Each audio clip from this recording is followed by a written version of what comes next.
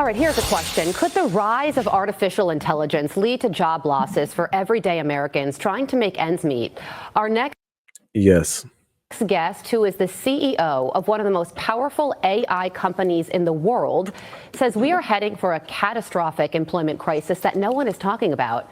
Well, we are going to talk about it with Dario Amodei, who is the CEO of Anthropic. He joins me now. Dario, thank you so much for joining us. You have a critical message for us this morning.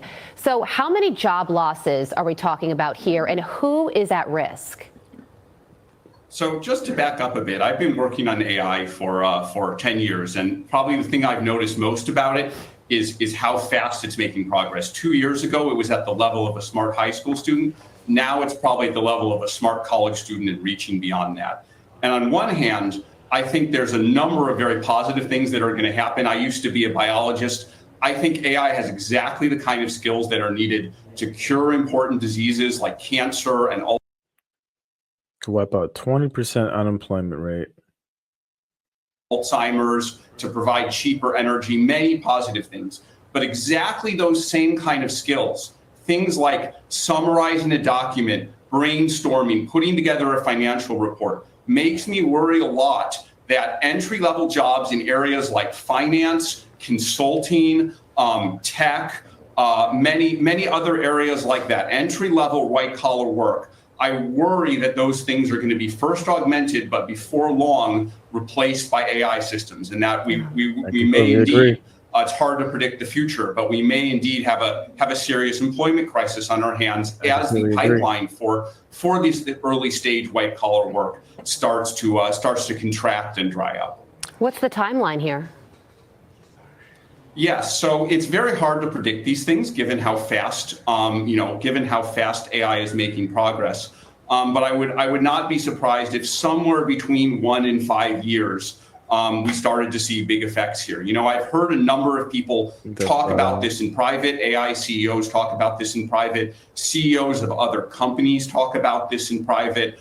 And I really felt that the message that this is happening hasn't been getting out to ordinary people, hasn't been getting out to our legislators, our Congress people either. And so I felt I needed to speak up on the record. I do think that this is something we can prevent this, but we need to act now. I don't think we can stop the AI bus. There are 6 or 7 companies just in the U.S. working in this area. I just run one of them. Even if our company stopped doing what it was doing today, all the other companies would continue. Even if all 6 companies started, then China would beat us. I think that's a big and important threat. So we can't stop the bus, but I do think we may have an opportunity to steer it. And I think we need to get Congress people, legislators, the public to think about this now. One of the first steps we're taking is just measuring the effects. Anthropic has put out something that we call our economic index. And using the economic index, we try and track the rate at which these things are happening. At some point, we have to go beyond measuring this to actually taking action, to trying to build our AI systems in a way that augments rather than replaces. But that won't be a long-term solution either. We need to think about what the government is going to do. And there's a wide range of actions that the government could take. And it's not my place to decide which of those are correct. But I think the first step is people need to think about this and start taking it very seriously. Yeah, and you're talking about AI possibly wiping out all entry-level white-collar jobs and spiking unemployment to 10 to 20%. So dive into the mitigation of this a little bit more. How could we mitigate the worst possible scenario here? Yeah, so it's hard. So earlier today, I even saw an AI company advertising, and I guess their slogan or their promotional material was saying, hey, don't hire humans, hire an AI human to service your company for some of those administrative tasks and things like that. So they are like promoting this stuff heavy. And this stuff is here. Like, that's the thing. It's already here. I used to think that we were getting there. It is already here.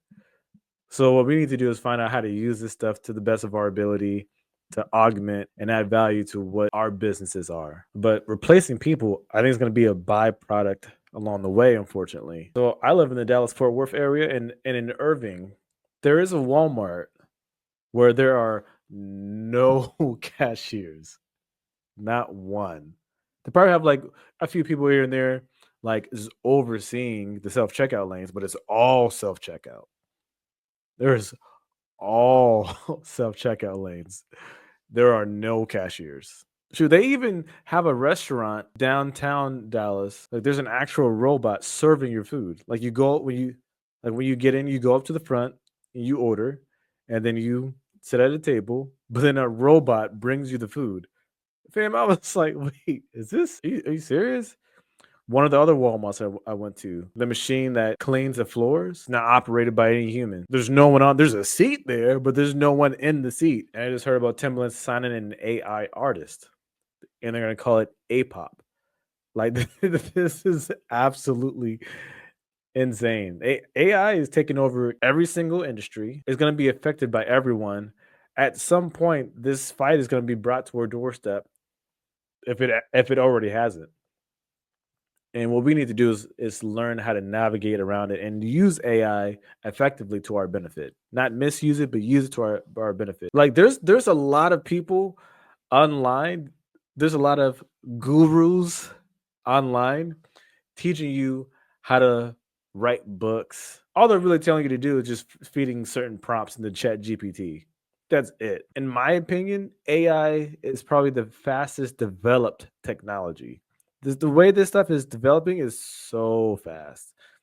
I've never seen anything like it. Hard to know the exact numbers. I mean, I don't have a crystal ball. I can't predict the future. But what I will say is I think what AI can do, there have been these technological changes in the past, but I think what's different about AI is it's broader, it's deeper, and it's moving faster than previous such technologies. See? And so in terms of Told you. mitigations, That's what I said. I think one is just educating people in order to use AI. There Right. will always be people who are using AI, and helping our workers to adapt faster. I think is an important move.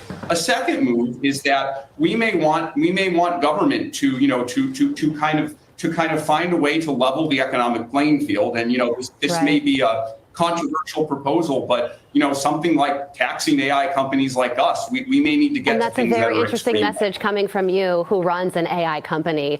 But you're doing a public service announcement for all of us in terms of this future concern. Dario, thank you so much for joining us. Look, we need not be afraid of AI. I know of all these articles that's coming out, and especially the CAO, he's warning people. That just adds to the hysteria of everything. But we need not be afraid of it. We need to actually learn how to embrace AI.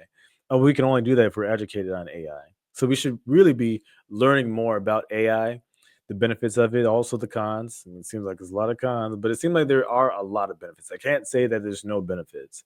And I can't act like I don't use AI. I do use AI and ChatGPT, but I think when you see headlines that it could potentially create up to 15 to 20% unemployment, that's alarming. And that's not something you want to see based off of where the economy and everything currently is. What industries do you think AI is going to affect the most, and how? I want to hear what y'all think. Drop a like and leave a comment below, and let's talk about it.